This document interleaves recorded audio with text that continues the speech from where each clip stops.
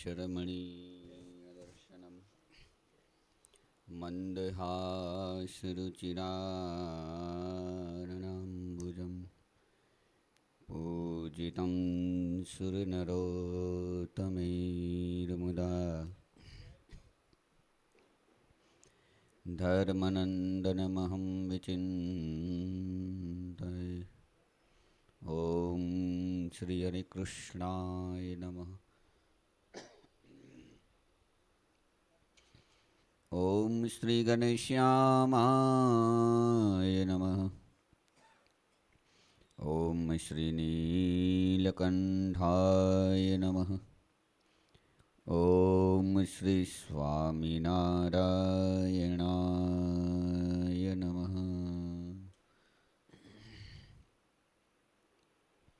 સહજાનંદ સ્વામી મહારાજની જય.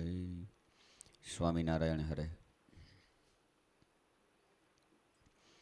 દ્રવ્યસ્યાસ્યો ભવિદ્યાવાન વ્યવહારિકે તૌ સંસ્મૃત્ય સ્વયં લેખ્યં સ્વક્ષરૈ પ્રતિભાસુરમ નિજવૃત્ત્યુદ્યમ પ્રાપ્ત ધનધાન્યાદિતશ્ચ તૈઃ અર્પ્યો દશાંશ કૃષ્ણાય વિંશો સસ્ત્વીહ દુર્બલૈઃ. સ્વામિનારાયણ હરે. અને પોતાના વ્યવહારને વિશે જેટલા ધનની ઉપજ હોય તથા જેટલો ખર્ચ હોય તે બેયને સંભાળીને નિત્ય પ્રત્યે રૂઢાક્ષરે કરીને પોતે તેનું નામ લખવું અને તે ગૃહસ્થાશ્રમે સત્સંગે તેમણે પોતાની જે વૃત્તિ અને ઉદ્યમ તે થકી પામ્યું જે ધનધાન્યાદિક તે થકી દશમો ભાગ કાઢીને શ્રી કૃષ્ણ ભગવાનને અર્પણ કરવો ને જે વ્યવહારે દુર્બળ હોય તેમણે 20મો ભાગ અર્પણ કરવો અને એકાદશીયાદિક જે વ્રત તેમનું જે ઉદ્યાપન તે જે તે પોતાના સામર્થ્ય પ્રમાણે યથાશાસ્ત્ર કરવું તે ઉદ્યાપન કેવું છે તો મનવાંચિત ફળનું આપનારું છે અને શ્રાવણ માસને વિશે મહાદેવજીનું પૂજન જે તે બિલ્વપત્રાદિકે કરીને પ્રીતિપૂર્વક સર્વ પ્રકારે પોતે કરવું અથવા બીજા પાસે કરાવવું અને પોતાના જે આચાર્ય તે થકી તથા શ્રી કૃષ્ણ ભગવાનના જે મંદિર તે થકી કરજ ન કાઢવું અને વળી તે પોતાના આચાર્ય થકી અને શ્રી કૃષ્ણના મંદિર થકી પોતાના વ્યવહારને અર્થે પાત્ર ઘરેણાં અને વસ્ત્રાદિક જે વસ્તુ તે માગી લાવવા નહીં. સહજાનંદ સ્વામી મહારાજની જય.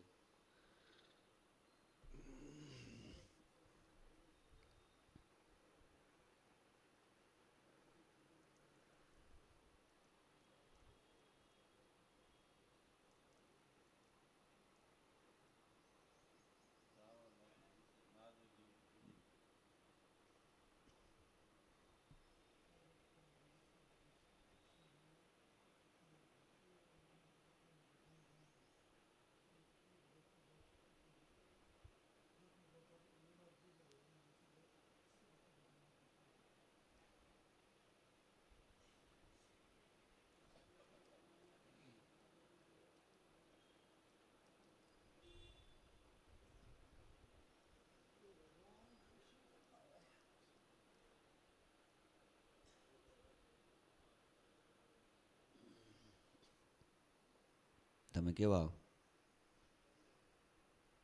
સબળ કે દુર્બળ? હે, તમારી અમને ખબર ન હોય ને, મોટા સંતોને ખબર હોય, આપણે ખબર ન હોય. કેવા દુર્બળ સબળ? તો 10મો ભાગ કાઢતા હશો ને, કે 20મો કાઢો?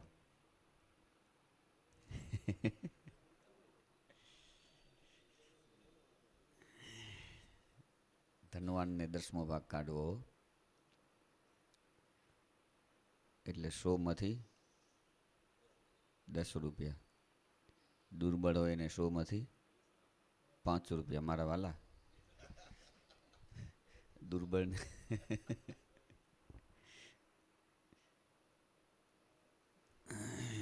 સ્વામિનારાયણ હરે. સંમત 1876ના પોષ સુધી પડવાને દિવસ શ્રીજી મહારાજ શ્રી સંધ્યા સમય શ્રી ગઢડા મધ્યે દાદા ખાચરના દરબારમાં વિરાજમાન હતા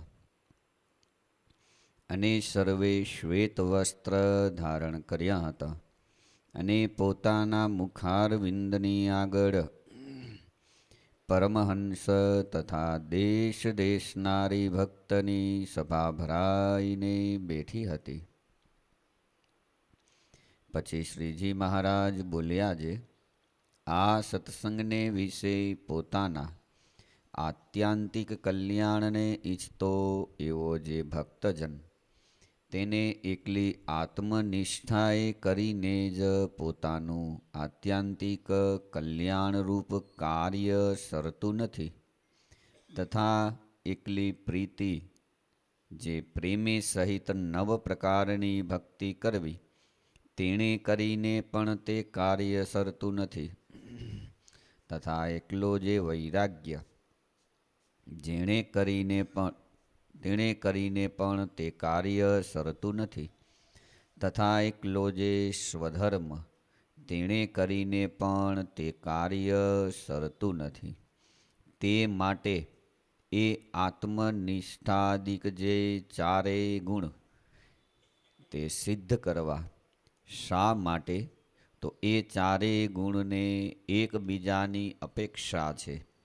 હવે એ 4 ગુણને એકબીજાની અપેક્ષા છે તે કહીએ તે સાંભળો જે. આત્મનિષ્ઠા તો હોય, પણ જો શ્રી હરિને વિશે પ્રીતિ ન હોય તો તે પ્રીતિએ કરીને થઈ જે શ્રી હરિની પ્રસન્નતા તેણે કરીને જ પામવા યોગ્ય એવું જે મોટું ઐશ્વર્ય, જે માયાના ગુણે કરીને પરાભવ ન પમાય એવું મોટું સામર્થ્ય, તેને એ ભક્ત નથી પામતો. અને શ્રી હરિને વિશે પ્રીતિ હોય, પણ જો આત્મનિષ્ઠા ન હોય તો દેહાભિમાને યોગ્ય કરીને તે પ્રીતિની સિદ્ધિ થતી નથી. અને શ્રી હરિને વિશે પ્રીતિ અને આત્મનિષ્ઠા એ બેય હોય, પણ જો દ્રઢ વૈરાગ્ય ન હોય તો માયિક પંચ વિષયને વિશે આસક્તિએ કરીને તે પ્રીતિ અને આત્મનિષ્ઠા તેની સિદ્ધિ થતી નથી. અને વૈરાગ્ય તો હોય, પણ જો પ્રીતિ અને આત્મનિષ્ઠા ન હોય તો શ્રી હરિના સ્વરૂપ સંબંધી જે પરમ આનંદ તેની પ્રાપ્તિ થતી નથી. અને સ્વધર્મ તો હોય, તો પણ જો પ્રીતિ, આત્મનિષ્ઠા અને વૈરાગ્ય એ 3 ન હોય તો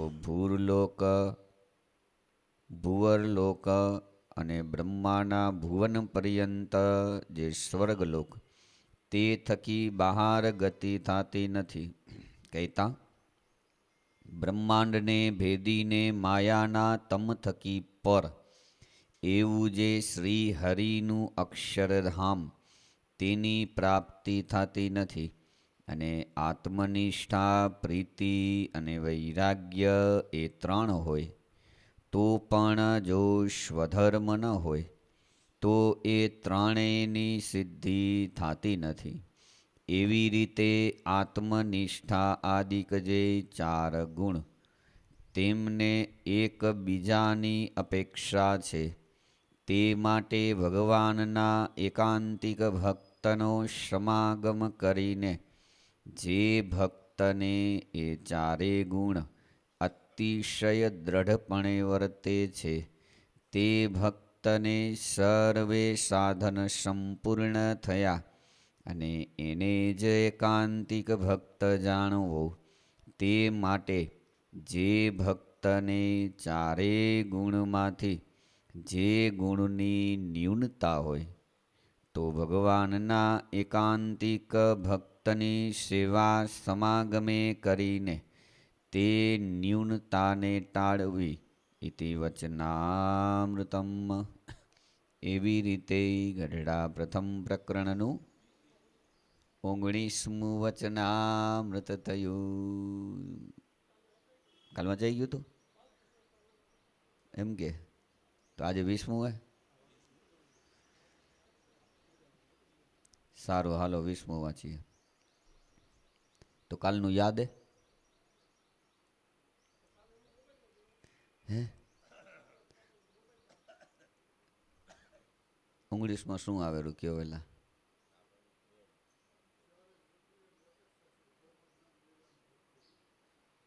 આત્મનિષ્ઠાનું શું ફળ? આત્મનિષ્ઠાનું ફળ. ભક્તિનું શું ફળ? વૈરાગ્યનું શું ફળ? અને ધર્મનું શું ફળ? આ ચાર બાબત સમજાઈ જાય તો આ વચનામૃત સમજાઈ જાય. સમજાઈ ગયું ને? હે પૂરું થઈ ગયું ને મારા વાલા?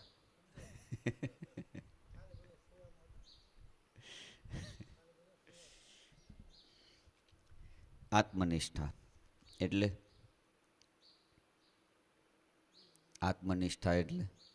પેલું એ સમજવું પડે ને. આત્મનિષ્ઠા એટલે 24 અવર 24 કલાક બ્રહ્મરૂપ રહેવું, દેહથી પર રહેવું, દેહની અંદર રહેવા છતાંય પણ દેહથી પર રહેવું, એટલે કે વ્યતિરેકપણે રહેવું. હો અન્વય વ્યતિરેક ખબર ને, આપણે સમજી ગયા હતા. આત્મનિષ્ઠા દેહથી પર લેવું. સ્વામિનારાયણ ભગવાન કહે છે કે આત્મનિષ્ઠા, ભક્તિ, વૈરાગ્ય અને ધર્મ એટલે સ્વધર્મ. ભક્તિ પ્રીતિ સહિત ભક્તિ હો, દેખાડી ભક્તિ ને, પ્રીતિ સહિત પ્રેમ લક્ષણા ભક્તિ, સ્વધર્મ. આ ચાર બાબતો ભગવાનનો એકાંતિક ભક્ત હોય અને ભગવાનના ધામમાં જવું હોય તો એને જોઈએ અને જોઈએ. એમાંથી એક જો અધૂરું હોય તો એ ભગવાનનો ભક્ત છે ને. મહારાજ છેલ્લે એમ કહ્યું કે એકાંતિક ન કહેવાય. ભગવાનના ધામમાં જતાં એમને વિઘ્ન આવે. શું આવે? વિઘ્ન આવે. ભગવાનના ધામમાં જઈ ન શકે. ચારે ચાર બાબત જોઈએ. તમારી પાસે ગાડી કહીએ, 4 વ્હીલર ગાડી છે ને, એમાંથી એક વ્હીલ ન હોય તો ચાલે? ગાડી કાઢી દેવાનું, ન ચાલે. ચારે ચાર ખપે, બરોબર. હાલો ચારે ચાર ગાડી છે પણ એમાં એક વ્હીલની અંદર હવા નથી, પંચર પડી ગયું તોય ના હાલે. મારું એવું કેવું હોય, ચારે ચાર ખપે. ક્યારેક કોશિશ કરીએ 3 ટાયરથી હલાવવાની? હે ટાયર ફાટી જાય. ટાયર ફાટી ગયું એટલે હમુરું પછી ના હાલે. પછી એની રિંગ છે, રિંગ મેળાઈ જાય. રિંગ મેળાણી એટલે ધીરે ધીરે ગાડી પણ પલટી ખાઈ જાય. અને જે ટાયરની અંદર, આગલા ટાયરની અંદર કે પાછલા ટાયરની અંદર પંચર પડ્યું હોય અને ગાડીને ચલાવી તો એ બાજુ ગાડી આમ ખેંચાય ને.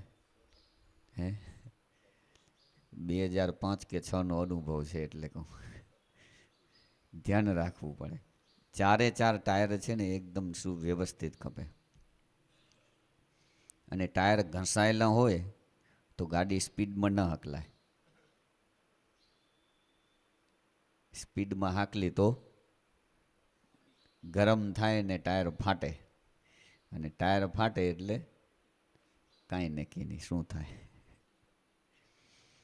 ગાડી ચલાવવાને માટે ગાડીમાં 4 ટાયર જો એકદમ સુવ્યવસ્થિત હોય તો નિર્ભયતાપણે ડ્રાઈવર છે એ ગાડી ચલાવી શકે છે.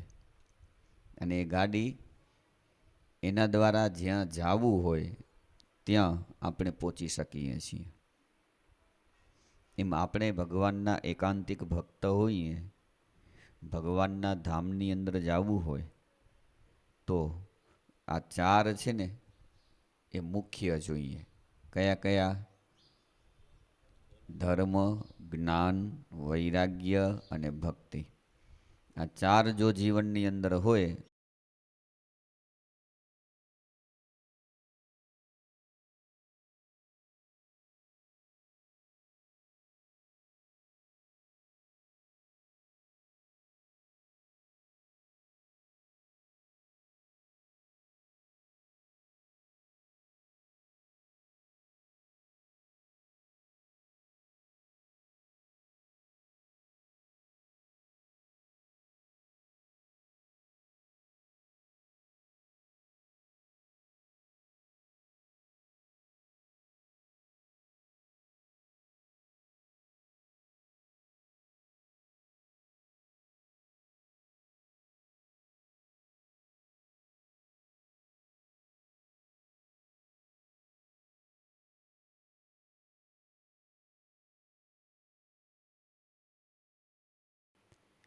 એની સાથે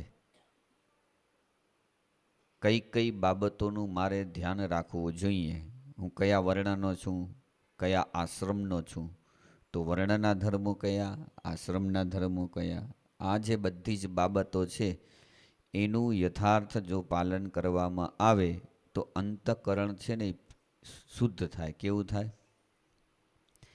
બારેના જે મલિન જે માયાના વિષયો છે એ આપણી અંદર પ્રવેશ કરે નહીં. અને એક એ પણ ફળ બતાવેલું છે ધર્મનું. જો ધર્મ હોય ને તો સ્વર્ગ ઇત્યાદિકની પ્રાપ્તિ થાય. સ્વર્ગ એનાથી આગળ સારો ધર્મ પાળ્યો હોય, બ્રહ્માના લોકની પણ પ્રાપ્તિ થાય. આ ધર્મનું ફળ છે. એટલે આગળ ગતિ કોણ કરાવે? પૃથ્વી લોકથી ઉપરના જે લોકો છે એ લોક સુધી ગતિ કરાવવાનું કામ એ કેનું છે? ટિકિટ છે. એ શું છે? પ્લેનની ટિકિટ છે. અને અંતઃકરણ શુદ્ધ હશે તો એ ભગવાન રાજી થશે, ને તો ભગવાન રાજી ન થાય ને. બહારથી શુદ્ધ અને ચોખ્ખા હોઈએ અને અંતર સાવ ગડબડ બળેલું હોય તો ભગવાન કેમ રાજી થાય? તો ભગવાન રાજી ન થાય. તો એટલે ચારેયની જરૂર છે. હવે એમાં સૌથી પહેલું આવે છે ભક્તિ. હો, સ્વામિનારાયણ ભગવાન કહે છે કે આત્મનિષ્ઠા છે, પણ ભગવાનની અંદર પ્રીતિ એટલે કે પ્રેમે સહિત જો ભક્તિ ન હોય તો ભગવાનની પ્રસન્નતા પ્રાપ્ત થાય નહીં. અને ભગવાનની જ્યારે પ્રસન્નતા પ્રાપ્ત થાય ને તો સૌથી પહેલાં ભગવાન શું કામ કરે ખબર? આપણે વિઘ્નો કરતા માયાના જે પ્રકલ્પો છે એ પ્રકલ્પોને ખેંચી લે, બહારથી અને અંદરથી. બહાર કોઈ પણ માયાના પ્રકલ્પો હોઈ શકે, સગા હોય, સંબંધી, ધન, સમૃદ્ધિ, કોઈ પણ હોઈ શકે. અને આંતરિક આપણું વિચાર બીજી જગ્યાએ દોડીને જાય છે. એ વિચારને પણ ભગવાન પોતાની તરફ ખેંચી લે. હો, કઈ રીતે? તો સ્વામિનારાયણ ભગવાન કહે છે એ માયા છે ને એ કેવી છે? જીવને પરાભય પમાડે છે, એટલે કે હરાવે છે. જીવને માયા છે એ હરાવે છે, અને માયા પોતે છે એ જીત હાસિલ કરે છે.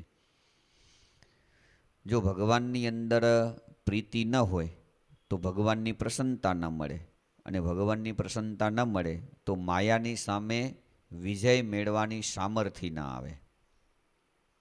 હવે માયાની સામે જ્યાં સુધી વિજય પ્રાપ્ત ન કરીએ ત્યાં સુધી ધામમાં જવાશે? તો એકાંતિક ભક્તનું મેન લક્ષ્ય શું હોવું જોઈએ? ભગવાનના ધામની પ્રાપ્તિ. આત્મનિષ્ઠા છે અને ભક્તિ નથી તો માયાની સામે જીવાત્મા છે જીત મેળવી શકશે નહીં. એટલે મહારાજ કહે છે કે પ્રીતિની જરૂર પડે છે. અને મહારાજ કહે છે કે ચાલો પ્રીતિ છે, ભગવાનમાં પ્રીતિ છે, પ્રેમ સહિત ભગવાનની ભક્તિ કરે છે, પણ આત્મનિષ્ઠા નથી તો શું થશે? મહારાજ કહે છે કે દેહાભિમાન રહી જશે. આત્મનિષ્ઠાનું ફળ શું હોય? દેહથી પર રહેવું, એ જ છે ને. એ આપણે હમણાં જોઈ ગયા. જો આત્મનિષ્ઠા નહીં હોય તો શું થશે? દેહાભિમાન રહી જશે. અને જ્યાં સુધી દેહાભિમાને સહિત ભગવાનની ભક્તિ કરશું ત્યાં સુધી ભક્તિની સિદ્ધિ નહીં થાય. એટલે મહારાજ કહે છે કે આ કચાશ રહી જશે. ચાલો ભગવાનની અંદર પ્રીતિ છે, આત્મનિષ્ઠા એ છે, બંને છે. આત્મનિષ્ઠા છે એટલે આપણે દેહાભિમાન નહીં હોય, અને ભક્તિ છે એટલે આપણે શું નહીં હોય? માયાથી ભય નહીં હોય. ભગવાન આપણે સામર્થ્ય આપશે ને ભગવાન આપણી ઉપર રાજી હશે. આ બંને આપણી પાસે છે સમૃદ્ધિ. પણ વૈરાગ્ય ન હોય તો શું થાય? વૈરાગ્યનું લક્ષણ શું? પંચ વિષયોમાં પ્રેમ નહીં. બરોબર? વૈરાગ્યના અભાવે શું થશે? ભગવાન તો રાજી થાય છે, ભગવાનમાં તો પ્રીતિ છે જ, ભગવાનની સાથે સાથે પંચ વિષયોની અંદર પણ પ્રીતિ રહેશે. એટલે આ ખોટ રહી જશે. ભગવાનની સાથે સાથે પંચ વિષયોની અંદર પ્રીતિ છે એટલે આત્મનિષ્ઠા અને ભક્તિ એની સિદ્ધિ સહજાનંદ સ્વામી કહે છે કે નહીં થાય. બરોબર ને? આટલું સમજાઈ ગયું ને? એની સિદ્ધિ નહીં થાય અને માઇક પંચ વિષયોની અંદર આસક્તિ થઈ જશે. હવે સ્વામિનારાયણ ભગવાન આગળ બીજી વાત કરે. જુઓ, પ્રીતિ છે, આત્મનિષ્ઠા,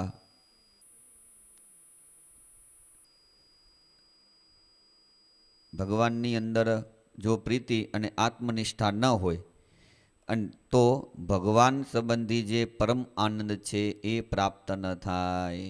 વૈરાગ્ય છે એટલે શું થશે? ભગવાનમાં પ્રીતિ તો થશે જ, પણ ભક્તિ અને આત્મનિષ્ઠા નથી. તો એના અભાવે શું થશે? ભગવાનની મૂર્તિનો આનંદ આપણે નહીં આવે. એટલે ભગવાનની મૂર્તિના આનંદના અભાવે આપણી આગળ સિદ્ધિ નહીં થાય. કઈ રીતે નહીં થાય? જ્યાં આનંદ ના આવે ને ત્યાં શું આવે? કંટાળો આવે. આવે કે ના આવે? જ્યાં સુખ ના આવે ત્યાં શું આવે? કંટાળો આવે ને. હવે કંટાળો આવે તો એ જે આપણે કાર્ય સિદ્ધ કરીએ છીએ એમાં આપણી સ્થિરતા ન રહે. એ સ્થિરતા ન રહે એટલે એનાથી આપણે બચતા રહીએ ને દૂર થઈએ ને એનાથી દૂર થયા તો આપણું જે આત્યંતિક કલ્યાણ એ રૂપી જે આપણે કાર્ય કરવાનું છે એની સિદ્ધિ થશે નહીં. એટલે સ્વામિનારાયણ ભગવાન કહે છે કે એ પણ જોઈશે. અને મહારાજ કહે છે કે સ્વધર્મ હોય પણ જો પ્રીતિ, આત્મનિષ્ઠા અને વૈરાગ્ય આ ત્રણ નથી. ધર્મ છે, પોતાનો ધર્મ યથાર્થ પામીએ, આપણે પાડી રહ્યા તો પ્રીતિ છે ભગવાનમાં એટલે ભગવાનની પ્રસન્નતા મળશે. આત્મનિષ્ઠા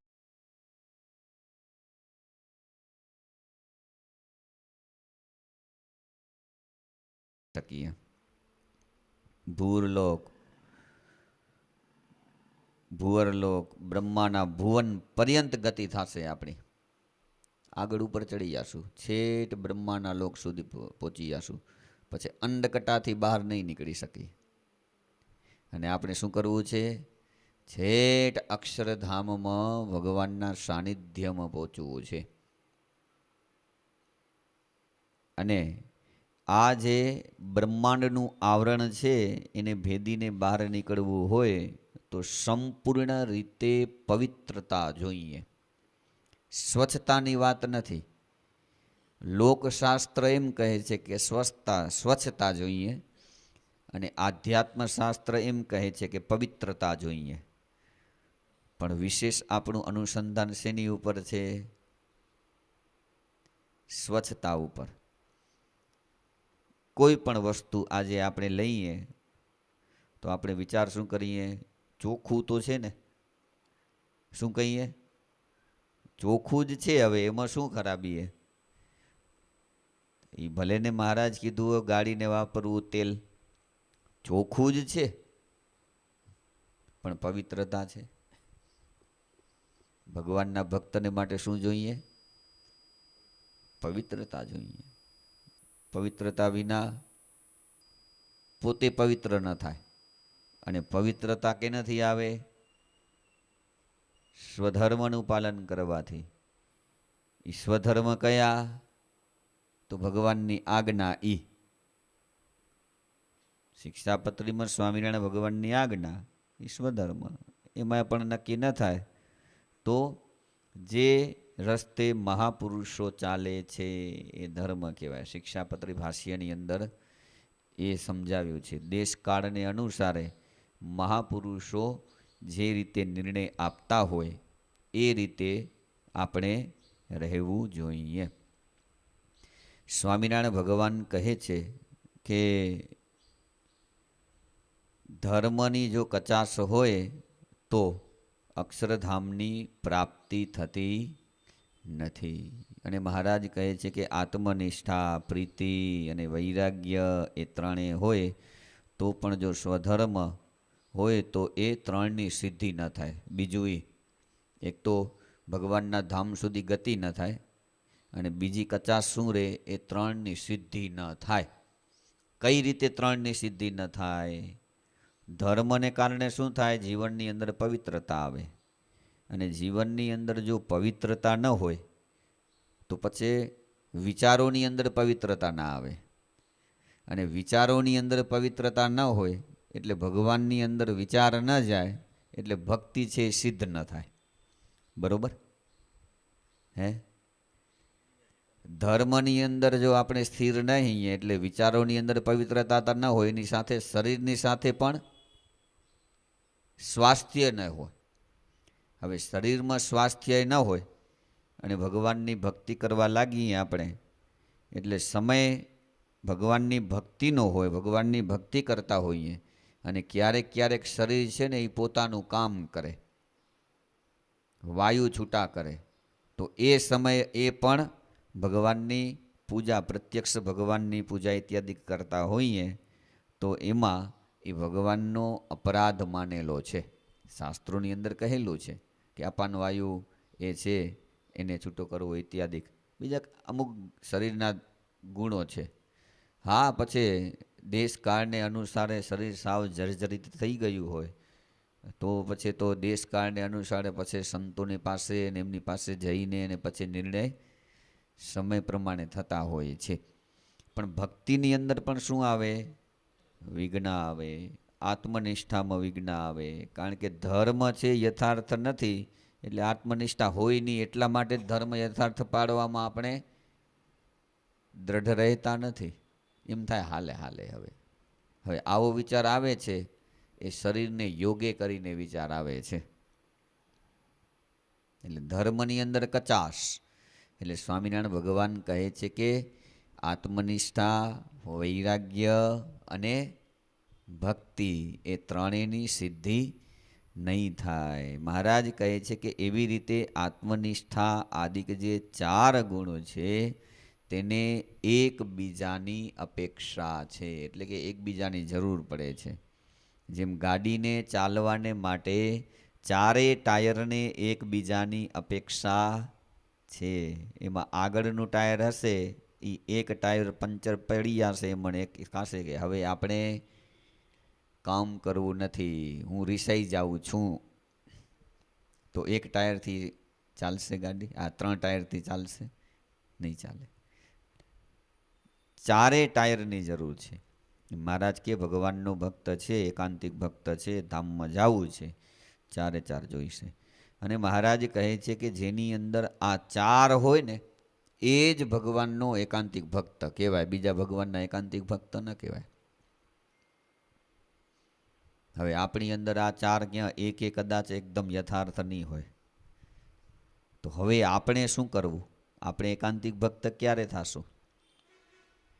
તો સ્વામિનારાયણ ભગવાન કહે છે કે જેની અંદર આ ચાર છે એની સાથે રહી અને આપણી અંદર જે કચાશ છે એ કચાશને સહજાનંદ સ્વામી કહે છે કે દૂર કરવી અને આ ચાર જે છે એને પૂર્ણ કરવા જોઈએ.